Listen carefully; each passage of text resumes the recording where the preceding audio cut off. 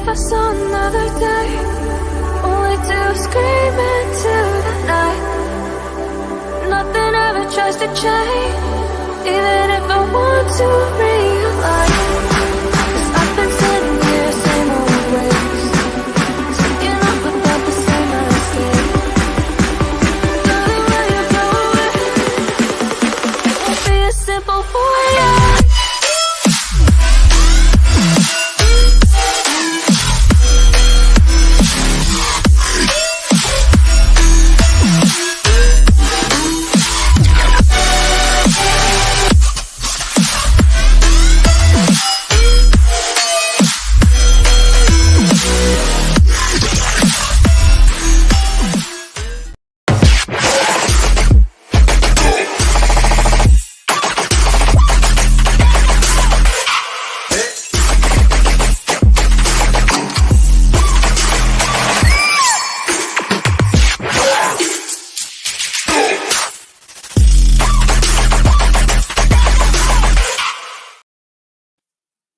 Yo, guys, it is Old Man G here, back again. I'm joined with the lovely Maisie.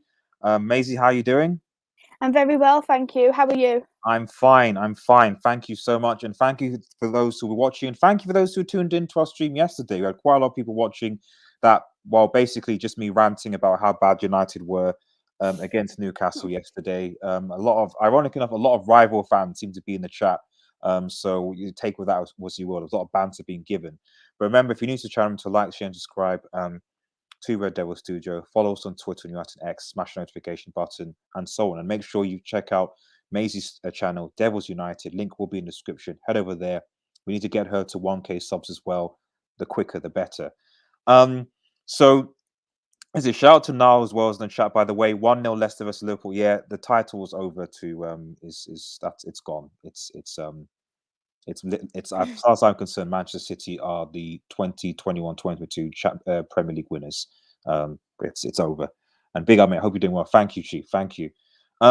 Yeah, so we're doing something a bit different today. This is it's a review. Like me and Maze will be having a discussion about looking back at this last year and about how we felt that the team has been. That's kind of going to be the first segment of the show, and then towards the end, we're going to be talking a bit about where I see the channel going forward, with a few announcements regarding memberships, teams, things for 2020, etc. So this is as many people as you can. If you come in, stay tuned. By all means, get involved. It's a community stream, so I'm really using this to try and do these things so I can try and gauge the feedback from you guys that are watching the stream, what you want to see more from the channel going forward in 2020, and so on. So take this as an open forum to discuss your ideas, if that makes sense. Anyway, with all that introduction said, Maisie, because there's a lot of stuff that we could talk about, that's happened over this last year, and so I think we should maybe stick to some of or otherwise we're going to be here for hours. We'll stick to some of the key topics, I guess. I think probably the first thing, I guess, is just the big thing for Manchester United is obviously Ole Gunnar Solskjaer getting sacked. When you look back at this year, how do you feel that we responded with Ole Gunnar Solskjaer getting sacked in that respect, if you know what I mean? When you do look at Ole Gunnar Solskjaer, he did do well to build the team up, and I am very impressed of what he's done. Knowing that a couple of years back where we was with Jose Mourinho when he got sacked, Ole done well to build the trust back of the players, to build the team back up again. It did take a couple of seasons. We didn't win a trophy, which is a bit of a shame because he did manage to get us the second place before this season started. And that was a big achievement as well because we've only been second place once before, the post Sir Alex Ferguson, which was under Jose Mourinho. Some people would argue it's because other teams lacked in areas like Liverpool and Chelsea. Whereas I would say that we did put play well as a team, especially in the Christmas period to the March time, where we did play extremely well and we was unbeaten. The fact that we had our unbeaten away record, we actually beat our unbeaten away record. Ole Gunnar Solskjaer keeps that record for the team with the highest Premier League away wins, unbeaten away. Sorry, so that is such an achievement as well. I do feel like when we did sack Ole Gunnar Solskjaer, everything was all up in the air. We didn't have them good results. Watford, Liverpool, Manchester City. We all knew that Watford game was the make or break, but for me, it just felt like it was so disorganised, Ole Gunnar Solskjaer being sacked, because we sacked him after international break. Whereas Manchester City was the last game after international break, and then during international break, we was thinking, is Ole Gunnar Solskjaer going to get sacked now? Because we can't afford to lose these against these teams. And when you do look at this moment in time, we're not going to get into top 4 if we keep losing, we keep drawing these games, and it was still coming out. The Glazers are happy with Ole Gunnar Solskjaer. He's keeping his job. So that obviously, it did suggest that he was staying, which he did for the Watford game. But what I think could have been done, I think that Watford game, even though it was a make or break, they should have really looked for replacements in that international break. Rather than Michael Carrick coming through for them couple of games, we could have had that interim manager on standby for that game against Watford. So it just became so unorganised, and even now the team isn't playing like a team, and we can't blame Ole Gunnar Solskjaer for that neither, because people are still blaming Ole Gunnar Solskjaer for that draw against Newcastle. We can't blame Ole. You blame the players, because the players played absolutely awful. And I just feel like a lot of people, they definitely, for me, they was just very harsh on him. I know that he did have a lot of there was a lot of critiques there, but some people went over the top with his critiques, like death threats, looking at wanting to go to Old Trafford and sort him out, as people would say. And I don't agree with things like that. And making an Ollie out protest. You should be looking at an Ollie out protest. If you're protesting, it's going to be against the owners and the board, because it's not Ole Gunnar Solskjaer's fault he is still in a job. It's the board's fault, and it's the Glazers' fault. And I just think there was so much disrespect, and I think a lot of people were more like that because he's a softer type of manager, and the fact that he smiles a lot as well, and I think a lot of people was just very, very wrong towards him in my eyes. Fair enough. I mean, I think we can both agree that he probably deserved to be sacked. But as you rightly said, like the amount of animosity towards the team, where we can clearly see, so I've just sent the tweet out that we're live, that he was receiving towards the end, I don't think was right. And as we're seeing right now, that some of that is on the players as well. Hansel says, big up Red Hill Studio and the great Maisie.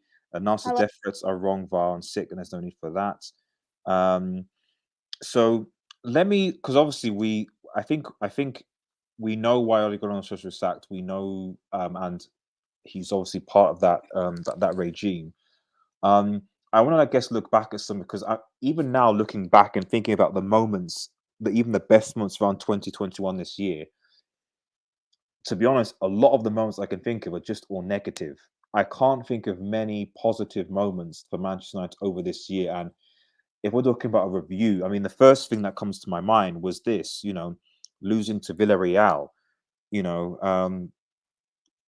We haven't had a silverware in, 4 years, I think, possibly. Yeah, the last time was under Jose Mourinho, winning the Europa League, and we won the Carabao Cup in that same season as well. So that was the last time we won silverware. Exactly. We haven't won anything since then, and this was our first final in goodness knows how long. We had a chance, and for me, this was the defining moment, I think, of Ole Gunnar Solskjaer's tenure, because had he won that, possibly maybe there could have been some momentum and build up going forward into next season. There'd have been some justification, some confidence. There was like, he's got it. He's at least potentially equaled what Jose did by getting second and winning Europa League. Fair enough. But we saw in that final why, for me, Ole Gunnar Solskjaer had to go, because we saw a team that basically a manager completely mismanaged a final. Completely.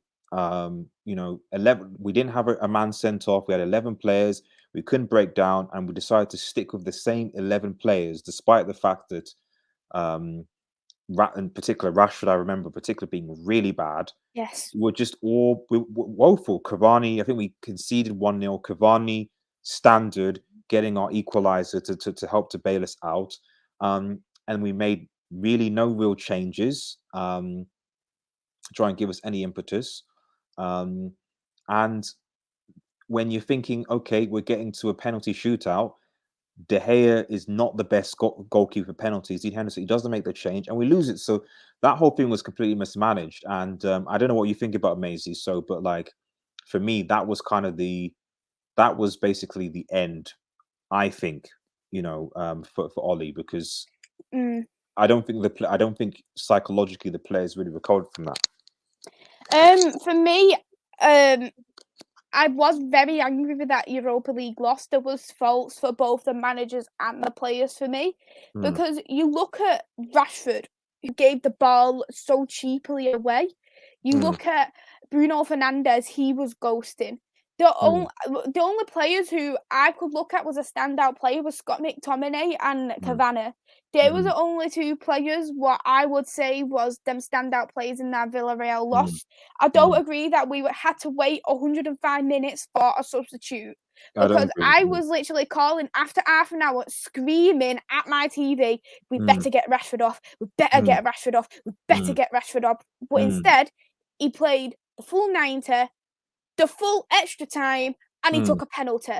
Whereas we took Mason Greenwood off, who I would argue that Mason Greenwood played a much better game than Marcus Rashford in that 105 minutes, and we substituted him off for Fred. What is Fred going to do attacking wise? What the likes of Donny van de Beek couldn't do, because Donny van de Beek is a more creative player. And even Tellez, he's a more of a creative player than Fred is. It was just stuff like that. But I was thinking, I was so angry that Villarreal lost. Villarreal is a team where we should have made sure we have got that win for by the 90 minutes, because they are that type of team we can win against them on our day. And we have clearly shown that in the Champions League this season, that we can win against Villarreal. And for me, what I was thinking too, I was thinking about Ollie, right, he's got us to a final. He's come with second place. I wanted to give him more of the benefit of the doubt, just thinking, like, give this man one last chance, because he still got us to a final. We went to a final with Jose Mourinho against Chelsea for the FA Cup, and we lost against that, if I remember clearly. So I was thinking you still need to give someone a chance. They've still got us better than what we did the season before, because we got third and we weren't in any finals. We bottled every single semi-final we was in. So I just thought, give him the benefit of the doubt, we'll go forward from there. And the thing what really done it for me was the Leicester game. That was the time where I thought, right, well, I'm not accepting a 4-2 loss against Leicester when they have got all these injuries. And at that point, I was already annoyed because we drew against Everton. We lost against Aston Villa at home. Yeah. And them things were the things what was building on top of it. And by the time it got to Leicester and we had that 4-2 loss, I was like, I'm not accepting this. And people can't argue, say, Ole Gunnar Solskjaer has not been backed, or this is not Ole Gunnar Solskjaer's signs for one. If you are under Ole Gunnar Solskjaer's era, you are Ole Gunnar Solskjaer signing if he uses you or not. And that is the same with Jose Mourinho. He signed the likes of Dalot in Paul Pogba. So people are going to say Dalot isn't Jose Mourinho signing them because he was very young and he wasn't being used at Manchester United very often. No, people wouldn't argue with that. and people say that is still Jose Mourinho signing, and that should still be the case for Ole Gunnar Solskjaer. Van der Beek was his signing, Telles was his signing, which he didn't really use. We brought in Cristiano Ronaldo, Rafael Varane, Jadon Sancho, who we chased for 2 years. We got them. Jadon Sancho didn't even play on the right wing, which we bought him for. Cristiano Ronaldo played most games. He got dropped for Everton, and look what happened. We drew. And Varane, he's been a bit injury prone this season, and we've not seen too much of Varane.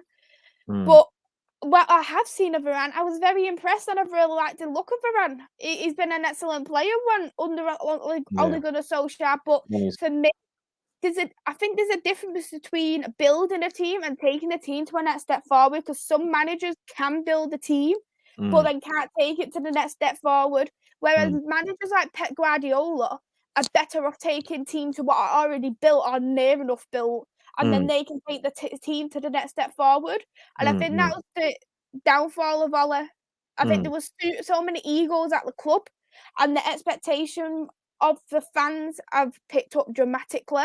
And then, of course, I just feel like he wasn't able to pick the team to the next step forward. But I did give him the benefit of the doubt for Villarreal, because I was just thinking we've been getting better and better under him. So I wanted to give him that more benefit of the doubt and see how he went this season. So it was the Leicester game for me. I think my big thing really with the Villarreal thing is that I wouldn't have, he was going into his final year of his contract, and I just think that it was unwise for us to give him a new contract. Yes. After that video, that's what didn't make sense, you know. So maybe if he'd won it, but the fact that he lost it, it was like, that doesn't make sense to give him your reward. You know, it kind of opened my eyes to what the culture of the club was, where, you know, you think if you are a Chelsea or if you are City or if you live with any other team, big team, and you're rewarding a manager with a 3 or 4 year contract after losing a Europa League final, it's like, huh? Like what? Yeah, okay, he finished second. So, but maybe you're thinking, okay, maybe, or if you're going to give him a new contract, maybe like a year or two. But 4 years, which is what they gave him, that was absolutely 4 years for what? To do what exactly? But you're right. I mean, to be honest, you know, the warning signs were the beginning of the season. As you said, with Villa losing to Villa, you know, we in fact we had a penalty at the end of that we didn't deserve to win, and had we scored that, we'd have won a point. Everton, you know, I actually think that we played well. The irony is that I actually think that we actually played well when Cavani and Marshall were actually on the field, and then as soon as they left, we were bad. Leicester, enough said, and then Liverpool. Let's just not even talk about that. I just ignore the fact that Liverpool and City actually happened as part of the season. So, but I mean, moving on. Like, I mean, just because you know, let's review something that I think could be deemed as a positive or negative depending on how you perspective. You know, I think this was quite big during the transfer window. I think when there was rumors that Ronaldo was linked with City, Manchester United Twitter just went completely crazy, like traitor and scum and all the rest of it, and how and why, and oh my goodness, what's going on, and he needs to basically, you know, he needs to come and stay for Manchester United. But I mean, what were you when we heard the initial rumors about Ronaldo coming to City, and then when he was coming to Manchester United? What did you think? What were your thoughts? You know, when I was hearing he was going to Manchester City, I was so annoyed, because I look at it and think, how is going to a team that is what is near enough guaranteed to win the Premier League every single year, even their B team could win the Premier League. Why would you want to go to a team just to win the Premier League, which you've already won at Manchester United? And is one Premier League trophy for him, I would think, worth more than a legacy at Manchester United, because people call him a legend at Manchester United. People would argue he's one of the greatest number 7s what's ever been at Manchester United. And I was thinking, how would he want to tarnish this away just to win one more Premier League, or to win one more or two more Premier League. Why would he want to do that? And you know what? Inner side of me was so angry as well. I wasn't to that point where I was calling him a traitor, but inside of my head, I was calling it him. I must open up and think that in the top of me, thinking, how could he do that? But you know, I was at work when Manchester United, when it came out about him coming. So I was literally in a work meeting, because it all kicked off from like 12 o'clock, didn't it? Yeah. My friend runs over to me after I got in the meeting, because I think I was in a 2-hour meeting. It must have been about 2 o'clock. He went, Maisie, you never guess what? You never guess what? I was like, what? He goes, Ronaldo's coming United. I was like, what? He went, it's been announced by Fabrizio. Have a look at all that, like proper buzzing their heads off. And I had a look. I was like, what? What? The inner kid comes inside of me, getting so excited, so buzzing and all that. Finished work at 4 o'clock.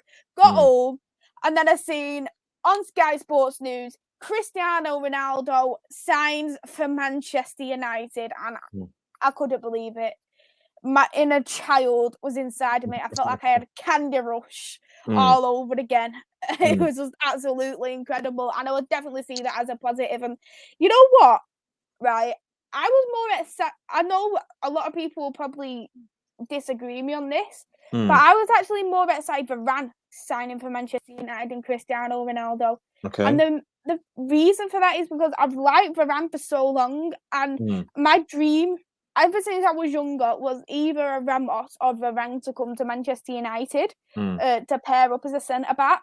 And knowing that we haven't had a brilliant centre-back partnership since Rio and Vidic, and we've always been lacking in that defensive department.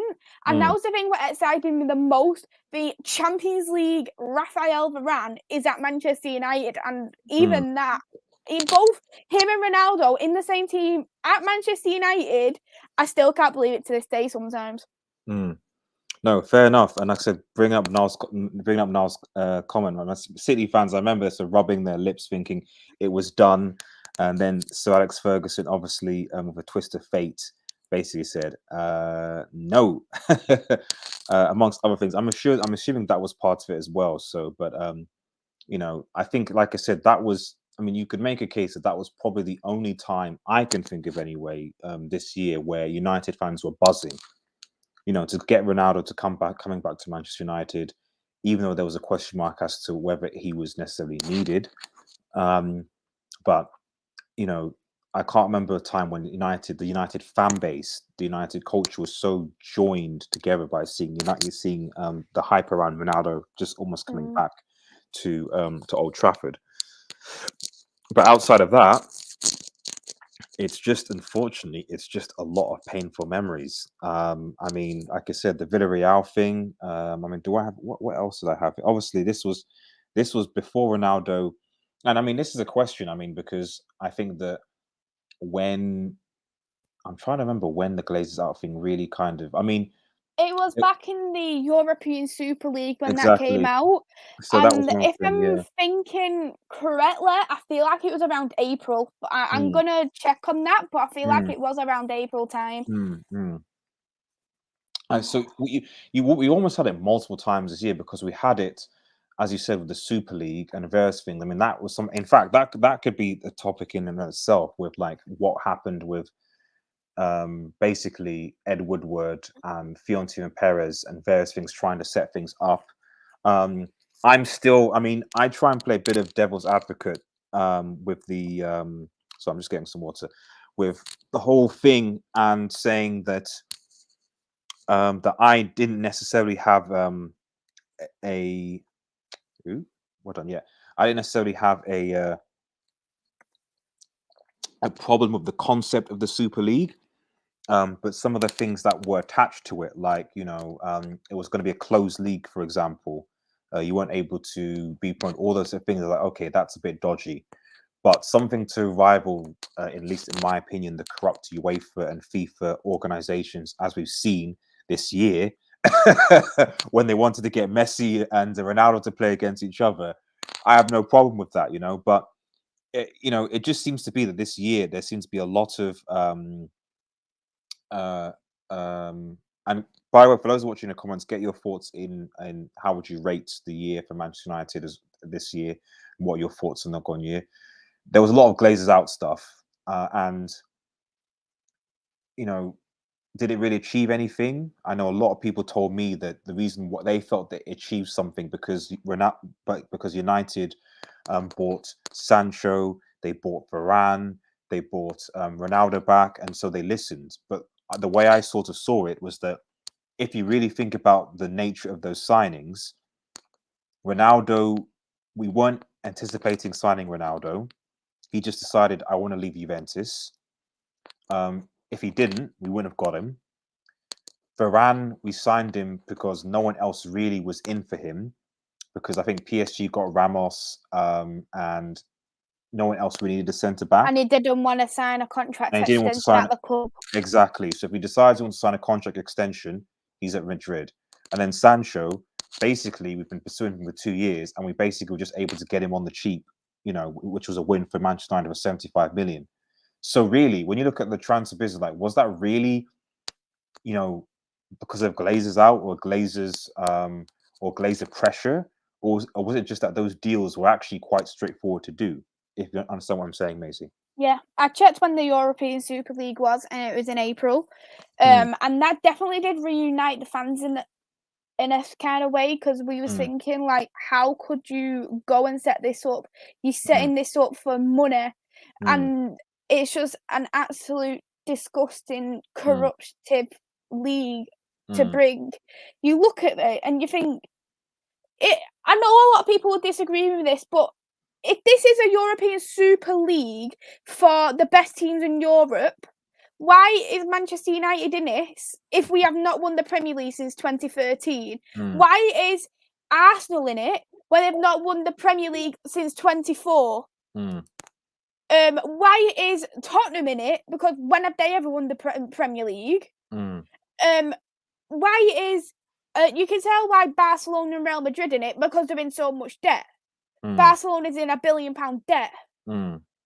But you've seen teams who are actually winning the league constantly in their club, their league, like PSG, who declined going into there. You had the likes of other countries. Bayern, Dortmund, they was another ones who didn't want to join it. Why was that? Because it's so corrupt. It was a disgusting move just to make more money. And it's more funny because Joe Glazer, he was like the vice chairman of it alongside Perez. So that just showed why Manchester United was in it, because I bet if we didn't have the Glazers, I don't even think we'd be in it, because this, and I can understand why a lot of the fans who are in the Premier League dislike the top Big Six for this European Super League reason, because we definitely do think that especially when you look at the media as well, like, people are just talking about the Big Six. You say that in the past, since we've last won the Premier League, you could argue that Leicester have done more post-Fergie. You could argue as well that even West Ham, they've got into Europe. If this European Super League went ahead, the likes of West Ham, who are building up as a team, have no rights to even play in Europe. And I think it's disgusting with this European Super League how it narrows the chance of players like Rashford, like Maguire, to play for their country. Because if this went ahead, they wouldn't have been able to play in the Euros. They wouldn't have been able to have that opportunity to play in the Euros final. Imagine getting told you can't do this because you're in this European Super League now. You'd be absolutely distraught. You'd be absolutely angry. The only thing I would say about that is that to be fair to them, that's one of the things that when they went through the court process that they couldn't do. So that's one of the things that I thought was interesting, that UEFA said a lot of things or threats, but actually when the legal process happened, like, they couldn't actually do them. They couldn't actually ban the players from the Champions League. They couldn't actually ban the clubs from playing for the European competitions according to the courts. So the only reason why I'm saying that is that that's one of the reasons why I think that potentially in the future that this thing is going to come back again. I think it will. Maybe in the next 10, 15 years, maybe when people have forgotten about it. But even earlier than that, in my opinion. So, because because I think that I mean, maybe it's just me, but like I just think that a lot of clubs don't like UEFA, and I don't like UEFA either. and even just like and to be honest, like and I keep on saying this to a lot of people, it's like the new Champions League format from 2023 is not good. It looks like people aren't really talking about it, but like The because new what? Sorry.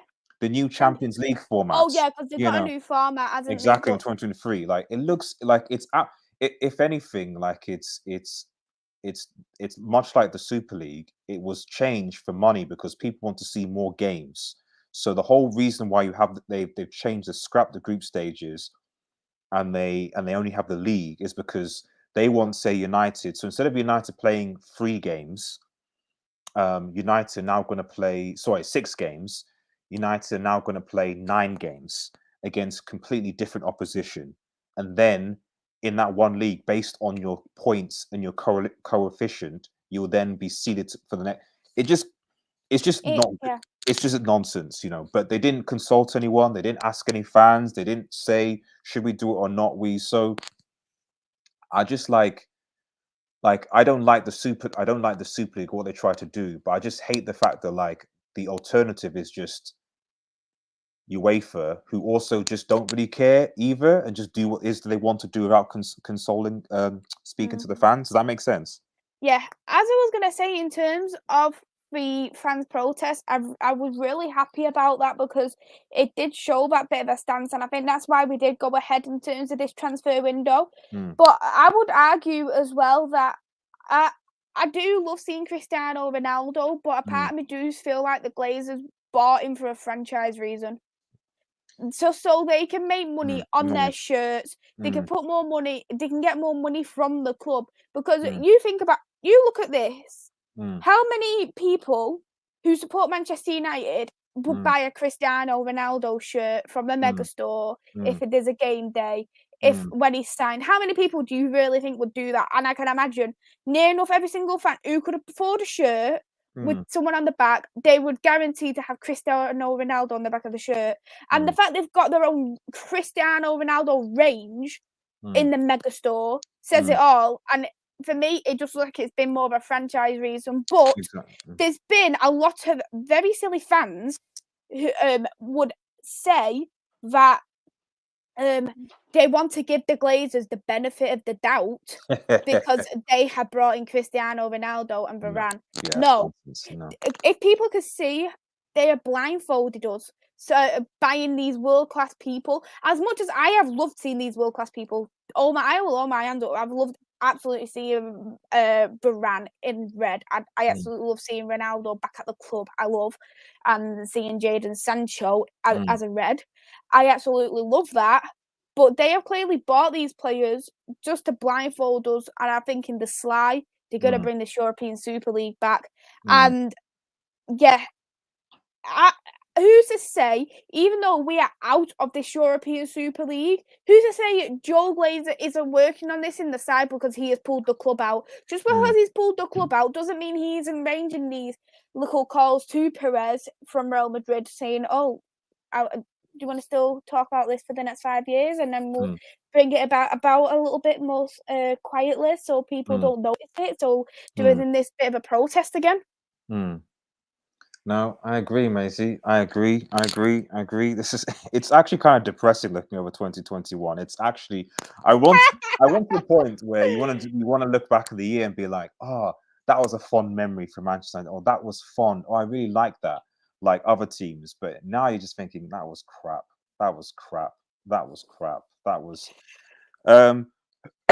Just reading some of his comments. P and Phillips says, will Ralph have the guts to bench someone like Maguire?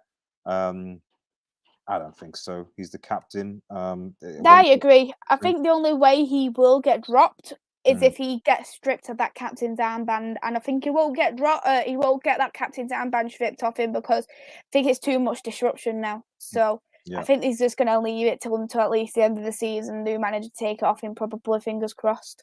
Exactly. The signs of Varane. So shout out to Eddie's Football Waffle. Please head over and subscribe to his channel. The signings, Varane and Sancho were promising, and then Ronaldo appeared to be a bonus. I thought Oli was going to up his tactic game, but didn't, and that spoiled a lot. I noticed giving me absolutely spot on Super League and hit the nail on the head and speaking facts. Shout out to Maisie. These guys made Super League because the Stingy Premier League does not offer enough cash for the winning the league. I mean, you know, I think the big argument is always about what you believe that you deserve, because how can I put it this way? The amount of money that teams or players get is not based on it's not based on achievement. It's based on audience and marketing. So, if, for example, I don't know, Burnley somehow won the Premier League, the reality is that most people around the world don't watch Burnley Football Club. No, they don't have a global fan base, whereas United do, and so because of that, they bring in more money via advertisers and TV rights. And so I understand from a purely financial point of view that like there are clubs, especially when it comes to UEFA and stuff, that go, well, hang on a minute, we're bringing in a lot of our fans, we're bringing a lot of revenue. We should be getting more of that revenue compared to, say, some of the smaller clubs that don't, who we feel are subsidizing. So I get that argument. That makes sense. However, you know, if you don't have this model where you do give the benefit of the doubt to teams, you know, what you have is a situation where you just have only a few elite teams, and just football just gets boring and isolated. And you have a situation where we have now, which is that in order to be successful, you need to basically be a billionaire. You know, so you complain about the reason on the top 5 or 6 complain. Well, the reason is that they create the situation where if a team has got to be set, they have to basically be owned by a billionaire now, which causes problems. You know. Yeah. Now says I saw a video on the Dragon channel, and you can see Petacek if they beat the Super League. Oh yeah, okay, that was the Chelsea fans. Shout out to SMB as well. Hope you're doing well. Thank you for joining in the chat, and we're doing well. We're just doing a review. Nas says nearby every fan of Planet Maze the day he signed a game day. If you give me a number, I would say around. Yeah, we're talking about the amount of shirts that Ronaldo sold going back to Manchester United. It must have paid for his transfer alone, I would say. Yeah. I just wanted to ask you a question, plus Yes, your viewers of course. because another thing what came out this year was to put the World Cup to every 2 years. Yeah. And I just wanted your opinion on that, because I also agreed that is such a bad idea to do. I mean, this again goes back to, for me, UEFA and FIFA's own greed. You know, like the Yes. UEFA Nations League, for example, isn't a even though I actually like the UEFA Nations League format, I'd actually love it if the World Cup adopted the same format as the UEFA Nations League, because I think that we're now getting to a point where there's so many countries that want to get football, but so many countries aren't given a chance on the international stage, and yet you want to make more money. So why I'm saying this is that rather than having this sort of bi-annual World Cup, instead tier the World Cup. So don't have the World Cup every 2 years. Just tier it so that you have a World Cup A, World Cup B, World Cup C, much like the UEFA Nations League, so that you get more. You can have more countries participating in it, but they're participating at the same level. So that way you're not going to get like 10-0 or 7-0, etc. And so you almost have it like a promotion system whereby the winner of or the winners or top group teams in the World Cup C get promoted to World Cup B the next time the World Cup comes around. Stuff like that, you know. For me, that's how you should do it. That's the best of both worlds, where you can get more teams playing, but you don't have to make the World Cup every 2 years.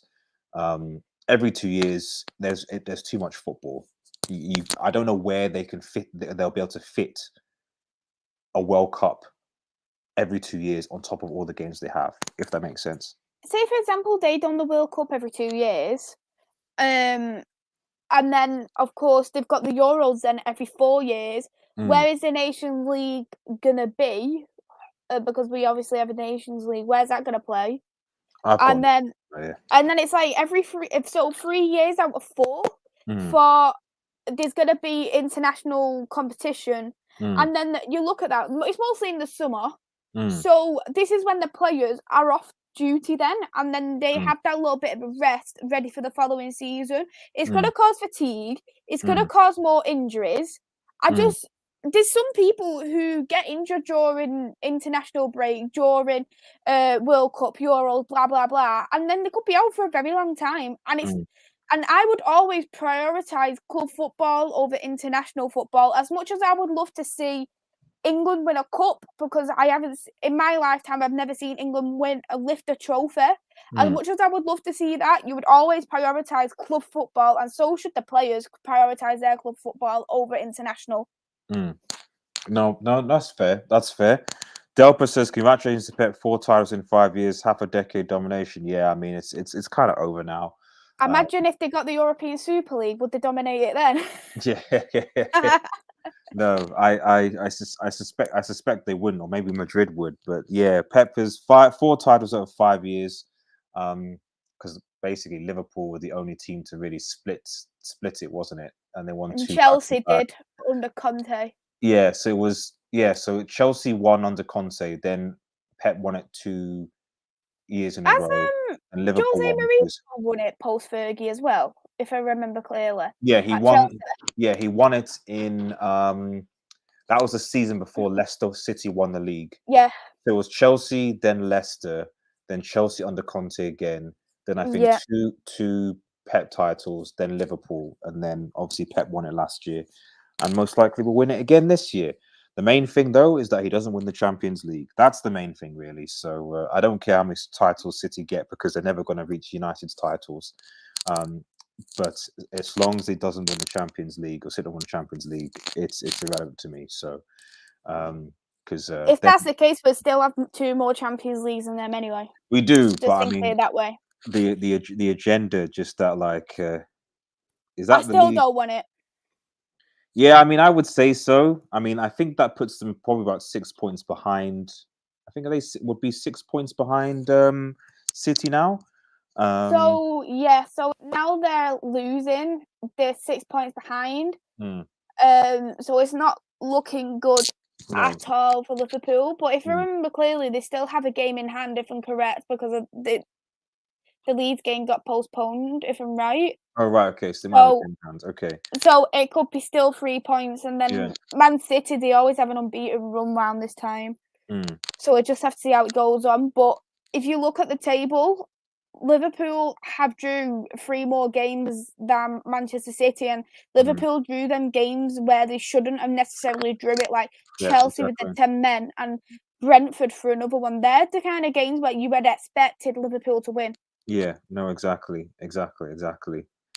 Before I talk, so I went for an hour now, so we should begin to wrap things up. Before we go into just a few last, I guess, things from the year, just looking at it, I guess the Euros obviously was quite big. England got to some of the players in this picture were part of that, i.e. Maguire and Luke Shaw. Some other players weren't so good. I ran and Pogba with France getting knocked out, and obviously Portugal. I think they all got knocked out in the round of 16, if I recall. Portugal got knocked out. France got knocked out in the round of 16. France got knocked out by Switzerland. Not Switzerland, Sweden. So it was Switzerland. Yeah, it was Switzerland, And because it went to penalties. And Portugal lost to Belgium. Yeah, Portugal lost to Belgium. Wan-Bissaka didn't even go to the Euros. Yeah, so that's correct. Luke Shaw scored in the final, which is brilliant. He has got a final goal.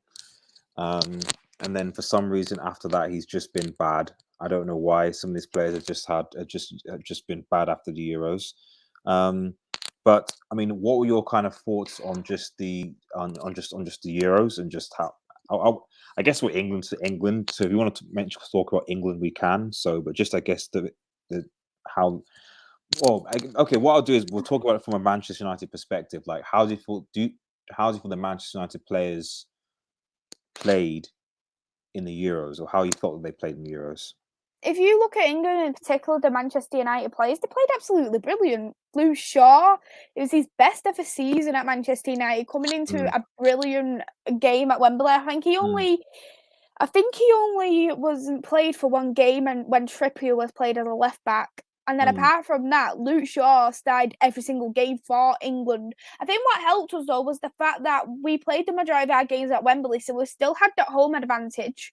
I think it was just the semi-final where we didn't play at Wembley, and obviously the final. So we actually did have that advantage for the majority of the season, and knowing that the big teams, because you look at like the group of death, there was guaranteed at least like that one team what wasn't going to go through. So that gave us that little bit of advantage, knowing that there was teams that were getting knocked out by smaller teams. So you looked at like France getting knocked out by Switzerland, you see Portugal getting knocked out by Belgium. We beat Germany. So you look at that, we had such an easy run to look at that, because we played Denmark. Denmark played extremely well, and honestly, seeing that Ericsson situation, it was absolutely awful. And they did well to continue that. It was like they was doing it for Ericsson going to the semi-finals. The only big team what was going to be hard to beat was Italy, and we obviously knew how that was, but the atmosphere, how the feeling, how everyone was brought together, and you've got to really praise Gareth Southgate for that, because this is the first England team that I have seen in such a long time where Gareth Southgate was able to make good friends with Manchester United players, Arsenal players, Chelsea players, City players, Leeds players, all going together as one big community, all being very happy together. It was just a shame of how our fans behaved in the semi-finals and the final. That was the only thing what did let me down about the Euros. But I was very, very impressed, and I definitely think this was our best opportunity to ever, I would say probably ever win silverware, but I'm going to be optimistic about the World Cup because, you know, I've got to back my country, and we'll see how we go from there. Yeah, we'll see. You're right. I mean, to be honest, like, you know, I did think Southgate reminded me of Ollie in the way that, like, you know, this is the difference sometimes when you have experienced managers that have been to finals and stuff, and how to game manage versus not. And Southgate is a novice. And I don't think after the Luke Shaw goal, I don't think he managed the game particularly well. And then when it got to penalties, you know, in a final as well, it's weird because, like, I don't know whether, like, people felt bad after the penalty shootout. I don't know. It was weird. It wasn't the same as like previous penalty shootouts that England have lost. I don't know whether that's just because we got to a final, or whether it's because we got rid of that penalty jinx against Colombia. But it wasn't the same. You know, I can't even blame Pickford, because Pickford saved, I think, 2 of the penalties. We just couldn't score them. And you can make an argument that, you know, this whole idea of bringing on Rashford, Sancho, etc., to take on penalties that weren't in the game, weren't particularly good. You can make an argument that Rashford and Sancho still haven't recovered after those incidents, because they've not had particularly good seasons for Manchester United. Maguire, who arguably was one of England's best players in that tournament, is garbage now. Luke Shaw, likewise, not great. Some of the other United players like Pogba, I think Pogba did okay for France, but I think he had the same defensive midfield issues, having been pressed and bypassed a lot, which is why I think Switzerland scored a few of their goals. Ronaldo, obviously, and Bruno at Portugal, they just were woeful, but I think that's because of their manager and their tactics. Lindelof, I think, when he played for Sweden, because Sweden got to, I think, the quarters as well. But you know, again, my issues with Lindelof were shown there, where like he got bullied for the goal that knocked him out. He's a good ball playing defender, but like that's why I always get worried when I see Maguire and Lindelof play against Burnley, because the Burnley forwards can just bully them, can just push them around as if they're nothing, and it's problematic. De Gea, I don't think featured. I'm just thinking, is there anyone else in that team that I'm missing? That Wan-Bissaka didn't feature. Dallo didn't feature. Tellez, I don't think featured. I think Dallo did. I feel like Dallo did feature. I think Did he he put him on feature? as like a sub to a sub or A something sub. because Yeah, you're I right. think there was an injury in the Portugal camp, Mm, and he got brought in during the Euros, if I'm mm, not mistaken. So I mm, think he actually did come on, Dallo, if I'm mm. correct. I'm trying to think of other So players. I think EFAC summarizes the thing though for me is a terrible year for us. Let's hope for better in 2020, and that's the key word. It's hope.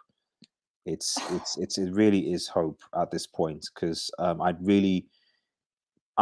thinking, I'm looking into it, and I'm like, I just don't really know. He started versus Belgium. Oh, Dallo, yes, you're right. Dallo started versus Belgium then. Okay, fair. And I can't think of any other players that. Oh, Scott McTominay obviously played for Scotland and did okay.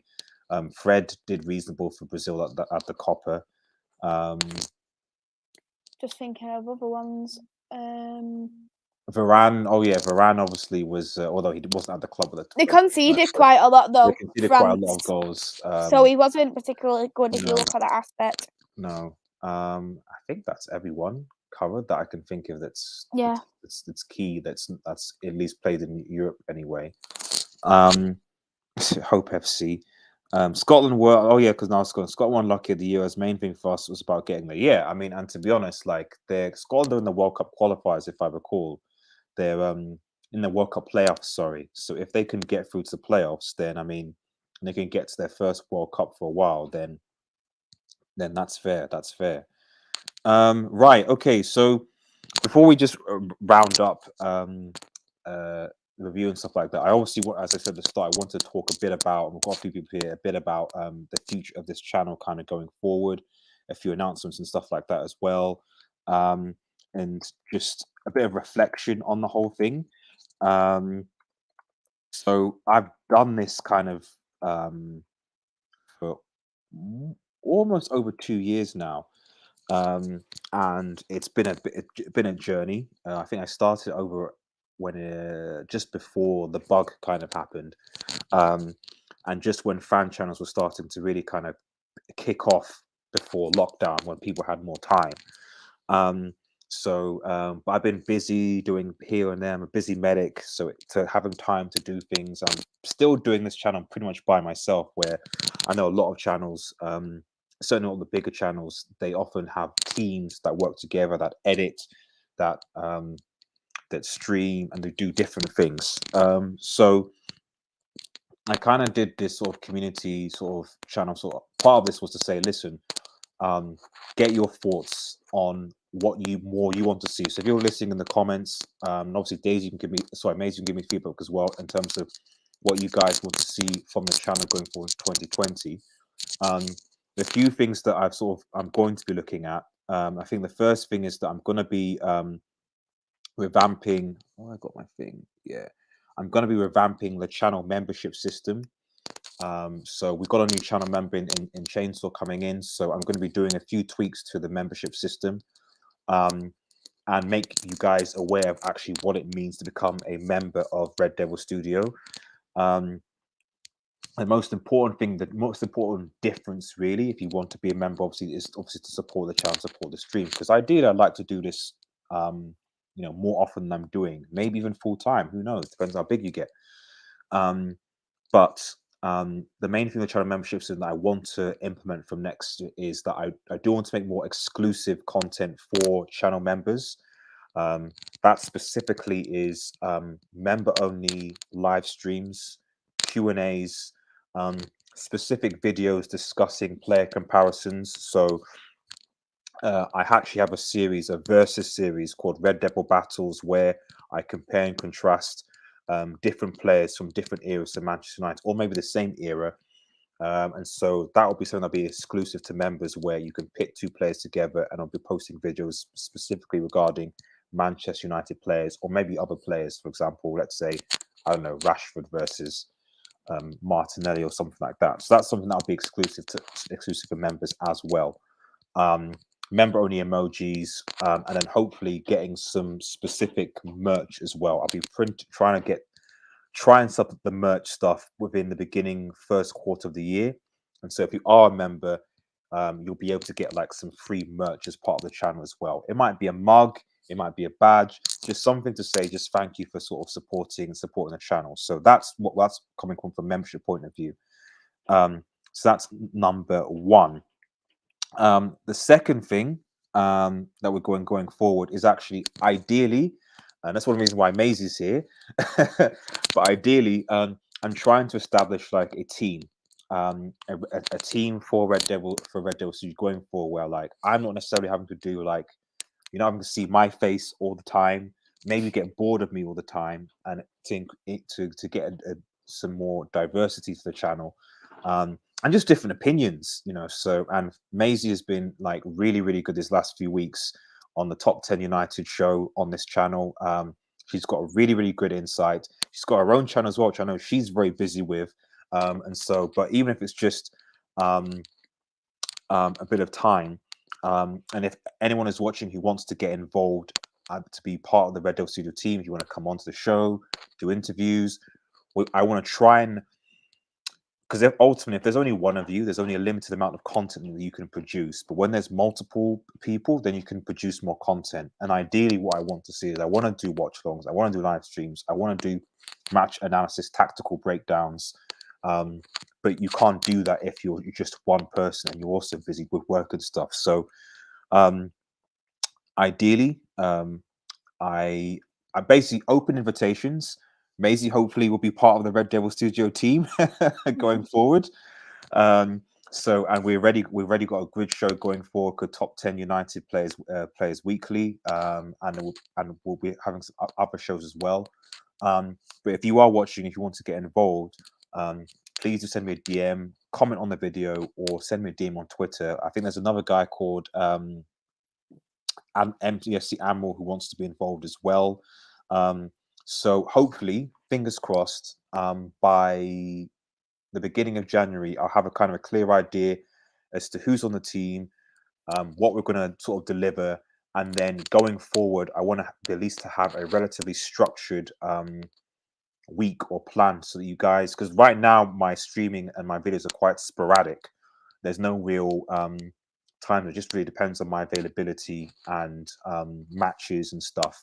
But I think going forward, I want to have at least a bit of structure to the channel, so that on Monday, for example, you expect this, on Wednesday you expect this, on Friday you expect this, and so on and so forth, so you know what you're getting from this channel going forward.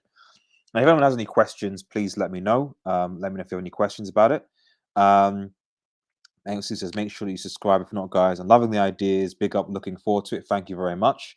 But I mean, Maisie, do you have any comments about what I said, or any feedback regarding the channel? I think it all sounds brilliant, and I think it's definitely going to be good for Red Devil Studio in 2022, and it gives people that little bit more opportunity for becoming a member, knowing what it means to be a member of Red Devil Studio. And it's been absolutely amazing doing these shows alongside you. I've absolutely loved doing them so far, and I've loved being on your channel so far as well. Appreciate it, Maisie. Thank you so much. And if you, like I said, if you want to be alongside Maisie and you want to do these shows, then let me know. So because you know, doing YouTube is, and I'll be honest, like doing YouTube, you know, is hard. It is difficult. There is a lot of competition in the fan channel community. Certainly, way more so now than there ever has been. Even when I started just 2 years ago, there wasn't. There were a lot of fans, but there weren't as many. But now, I think because of lockdown and people being working from home, there's way more. You know, so it can be a bit difficult to get noticed. But you know, I'm thankful that I actually have a community of people that come in, that get involved. That anytime I go live, there's still people in the chat that are liking the vids, that are giving me suggestions. So I really do appreciate it. It is a thank you for me from RDS and Red Devil Studio, Old Man G, for everyone that supported and has supported Red Devil Studio this year. We're so close to 3K subscribers as well. So if you can share a like, if you've got any mates that want to subscribe, then please subscribe. We are so close to 3K. And I think the last point is that I did say several times that I do want to expand Sorry, 1 second. I did want to expand my to expand the channel a bit. You know, yes, Manchester United. It is a Manchester United fan channel. But one of the popular shows on this channel was and I hope we were going to bring back, was the Red Devil Live podcast, where we discussed things outside of Manchester United. We discussed La Liga, Serie A, League One, and so on. You know, so I do want to be.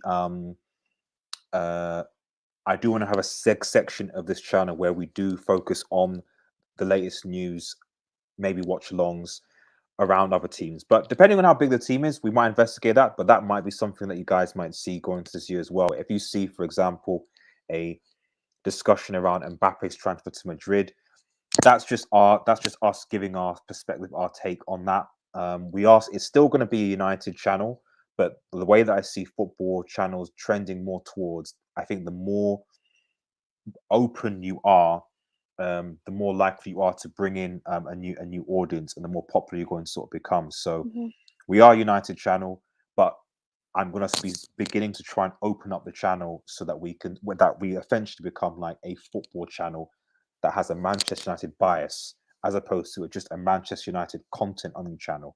And if you guys have any ideas, you know, we might do things like who you think the top 10 players of all time are, live discussions, debates, stuff like that. Let me know. But generally speaking, those are kind of the three areas that I think going into 2022 that we're looking at: revamped channel memberships, a good team with good shows, and then some non-Manchester United related content.